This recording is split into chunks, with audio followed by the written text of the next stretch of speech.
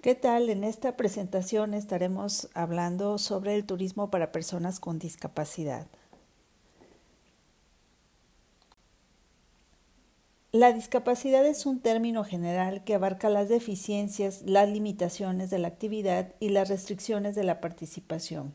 La discapacidad es un fenómeno complejo que refleja una interacción entre las características del organismo humano y las características de la sociedad en la que vive. La discapacidad la podemos clasificar de la siguiente manera: discapacidad intelectual, discapacidad motriz, discapacidad visual, discapacidad auditiva y discapacidad relacionada con la comunicación. La discapacidad intelectual implica a todas aquellas personas que presentan una capacidad intelectual inferior al promedio de los que tienen su edad. Esto puede perjudicar en varios aspectos del individuo que presenta este tipo de discapacidad. Por ejemplo, en el rendimiento escolar, al socializar con sus semejantes, al realizar actividades de la vida cotidiana como asearse, cocinar, cambiarse, usar el dinero, realizar otras actividades del hogar, por mencionar solo algunas. La discapacidad motriz comprende toda aquella persona que presenta dificultades o limitaciones al desplazarse, manipular objetos, coordinar movimientos, que pueden ser provocados por un daño parcial o total de sus extremidades. A consecuencia de esto, el individuo se le presenta un reto al tener que realizar tareas o actividades de la vida cotidiana.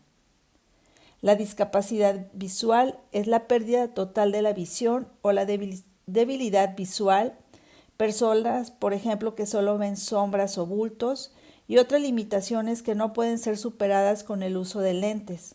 Se le puede considerar discapacidad visual cuando ésta afecta a un ojo o a ambos. Discapacidad auditiva. Las descripciones que se relacionan con la pérdida total de audición en uno o ambos oídos. En este grupo de discapacidad se comprende a los sordos totales, sordera de un solo oído, así como también personas que presentan debilidad auditiva, incluyendo las personas que usan o no un aparato auxiliar auditivo. También encontramos la discapacidad en la comunicación. Esta discapacidad incluye la comprensión del lenguaje y son aquellas que pueden generar alguna incapacidad para emitir, transmitir y comprender mensajes del habla. Por ejemplo, una discapacidad del habla es la mudez, que es la pérdida total del habla. Y por último, la discapacidad múltiple es cuando un individuo presenta más de una discapacidad, que ya se comentó en la parte anterior.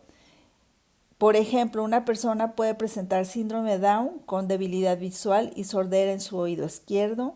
Primero, el individuo tiene una discapacidad intelectual, presenta una discapacidad visual y una discapacidad auditiva, con el ejemplo que mencionamos, teniendo como resultado que esta persona tiene más de una discapacidad, y esto es lo que determina a una persona con discapacidad múltiple.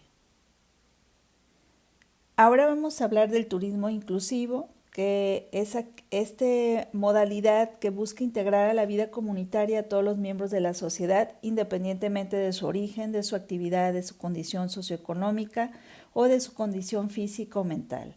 Normalmente la inclusión social se relaciona con los sectores más humildes, pero también en los últimos años se ha incorporado a personas de minorías o a personas que tienen alguna condición de discapacidad. Es importante reconocer que el turismo inclusivo desarrolla productos turísticos y de recreación para que las personas que tienen alguna discapacidad puedan tener acceso al derecho humano de la recreación. Un elemento importante para considerar en el turismo inclusivo es la accesibilidad. Accesibilidad es aquella característica o características del urbanismo, de la edificación, del transporte, de los sistemas de comunicación y de las relaciones sociales que permiten que cualquier persona las disfrute y utilice de manera autónoma e independientemente de su condición física, sensorial, cognitiva, intelectual o mental. Vista la accesibilidad de modo genérico, se puede decir que es una condición que hace que un ambiente, un objeto o interacciones puedan ser utilizadas de manera accesible por todas las personas.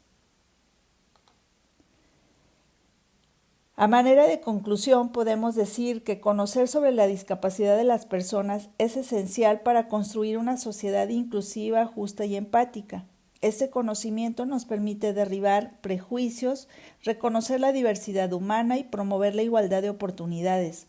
Además, fomenta el desarrollo de políticas, espacios y actitudes que aseguren la plena participación de las personas con discapacidad en todos los ámbitos de la vida.